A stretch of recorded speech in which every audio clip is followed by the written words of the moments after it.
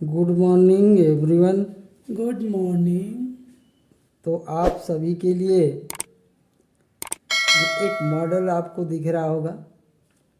ये जो है कुछ इस तरीके से दिखाई दे रहा है। तो ये जो है ग्रामर में टेंस के जो रूप होते हैं उन रूपों को यहाँ पर कोड नंबर के माध्यम से यहाँ पर बताने का प्रयास किया जा रहा है। जैसे प्रेजेंट टेंस, पास्ट टेंस और फ्यूचर टेंस होते हैं, उनमें सबसे पहले लिया गया प्रेजेंट टेंस का। प्रेजेंट टेंस में उसके जो 4 रूप को इस प्रकार से बांटा गया है 1 4 3 4। तो ये उनके जो है रूप हैं। SPT लिखा गया है सिंपल प्रेजेंट टेंस। सबसे पहले होता है सिंपल प्रेजेंट टेंस।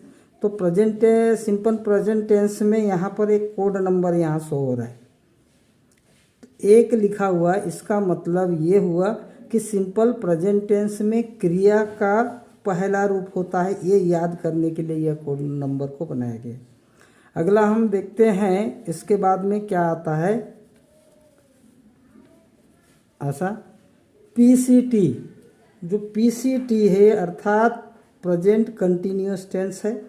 और प्रेजेंट कंटिन्यूअस टेंस के लिए हमने बनाया कोड 4 है। और 4 का मतलब ये होता है कि प्रेजेंट कंटिन्यूअस टेंस में क्रिया का चौथा रूप लगता है, इसीलिए यहाँ पर 4 जनरेट किया गया। अगला देखते हैं हम आगे। ये है PPT।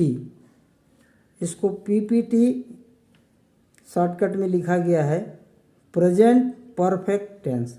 तो प्रेजेंट परफेक्ट टेंस में ये जो 3 शो हो रहा है यहाँ पर 3 नंबर, तो ये इसका क्रिया का रूप कहलाता है। और इसमें जो है तीसरा रूप लगता है प्रेजेंट परफेक्ट टेंस में। इसी प्रकार हम आगे चलते हैं। ये हो गया PPCT। PPCT का मतलब होता है present perfect continuous tense. Present perfect continuous tense में 4 शो हो रहा है, अर्थात ये जो 4 हमने कोड बनाया है। तो 4 का मतलब इसमें ये हुआ कि प्रेजेंट परफेक्ट कंटिन्यूअस टेंस में क्रिया का चौथा रूप होता है। तो ये है simple past tense. Simple past tense के लिए जो यहाँ पर जो दिख रहा है कोड नंबर 2, इस 2 नंबर के सहायता से हम क्या है उसके क्रिया को पहचान सकते हैं। सिंपल पास्ट टेंस में क्रिया का सेकेंड रूप होता है, ये दूसरा रूप होता है। तो ऐसे ही अब हम आगे इधर देख रहे हैं कि ये यहाँ PCT लिखा हुआ है पास्ट कंटिन्यूअस टेंस। तो पास्ट कंटिन्यूअस टेंस के लिए 4 नंबर बनाया गया है जो यहाँ पर दिख रहा है। तो 4 नंबर जो है दिख रहा है, तो इससे ये पता चलता है कि प्रेजेंट कंटिन्यूअस टेंस में क्रिया का पास्ट कंटिन्यूअस टेंस में क्रिया का चौथा रूप लगता है।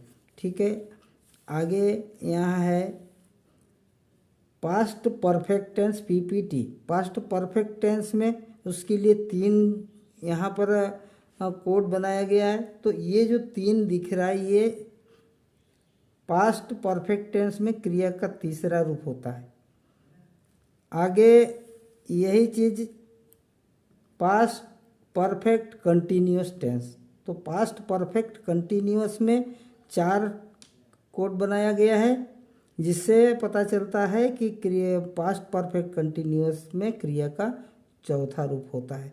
इसी प्रकार हम आगे पूरे